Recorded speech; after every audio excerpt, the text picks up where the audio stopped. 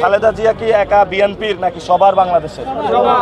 উনি গণতন্ত্রের জন্য লড়াই করছেন আর ওনার ছেলে গণতন্ত্রকে গলা টিপে হত্যা করছেন। আপনারা তাদেরকে ভোট দিবেন না। আজকে আমরা শাহবাগ ফুল মার্কেটে এসেছি।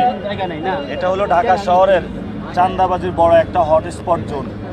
আমরা যখন ইউনিভার্সিটির হলে থাকতাম তখন এই ফুল মার্কেট থেকে যারা ছাত্রলীগের ছিল তারা অনেক টাকা তুলে নিয়ে যেত, অনেক ব্যবসায়ীকে হলের মধ্যে বন্দি করে রাখতো এই শাহবাগ ফুল মার্কেট থেকে। এখন বলেছে চাঁদা বন্ধ হয়েছে, তবে ফুল মার্কেটে প্রত্যেক দোকান 5-6 হাজার টাকা করে ভাড়া দেয়। এই ভাড়ার আড়ালে হলো চাঁদাবাজি হয়। আমরা যদি আসি ইনশাল্লাহ এই ফুল মার্কেটটা মাল্টিপারপাস একটা বিল্ডিং করব এবং ঢাকা শহরের সবচেয়ে পুরো বাংলাদেশের ভালো একটা ফুল মার্কেট আমরা ইনশাল্লাহ এখানে তৈরি করব। আমরা আর একটা সমস্যা ঢাকায় দেখতে পেয়েছি যে যারা কাঁচা বাজার করতে যায় তাদের একটা সমস্যা হচ্ছে, অর্থাৎ কাঁচা বাজারে যাওয়ার পরে ময়লা পানি বিভিন্ন কারণে সব জামা কাপড় নষ্ট হয়ে যায়। যারা আমাদের মহিলারা আছেন, আপুরা আছেন, তারা কাঁচা বাজারে মার্কেটে গিয়ে কাঁচা বাজার করতে পারেন না। আমরা হলো যে কাঁচা বাজারগুলো আছে এগুলাকে হলো কয়েকতলা বিল্ডিং বানাবো, যেটা আপনারা পলাশী মার্কেটে দেখেছেন বুয়েটের সামনে।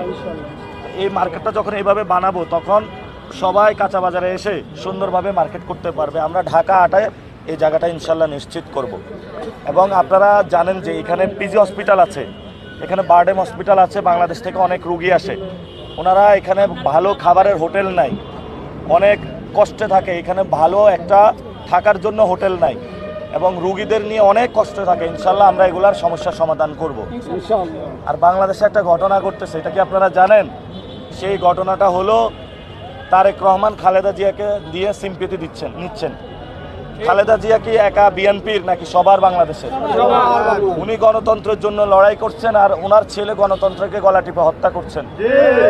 এজন্য আমরা বলবো যারা বাংলাদেশে ভোট দিবেন, যারা খালেদা জিয়াকে বিক্রি করছে, খালেদা জিয়ার মাধ্যমে সিম্পেথি আদায় করছে এবং সংস্কারের বিপক্ষে দাঁড়াচ্ছে, আপনারা তাদেরকে ভোট দিবেন না এবং এর মাধ্যমে আমাদের সংস্কারের হাঁ ভোটকে জিতিয়ে নিয়ে আসতে হবে।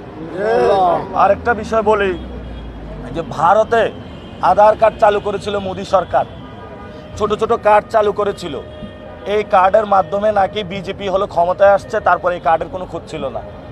তো বাংলাদেশের মানুষকে আহ্বান জানাবো, বিএনপি যে কার্ডটা দেওয়ার চেষ্টা করছে, ফ্যামিলি কার্ড, কৃষক কার্ড, এই কার্ডের মাধ্যমে বলা হয়ে যে তাকে এটিএম কার্ড থেকে এটিএমের মাধ্যমে হলে 10 থেকে 15 হাজার টাকা তুলতে পারবে।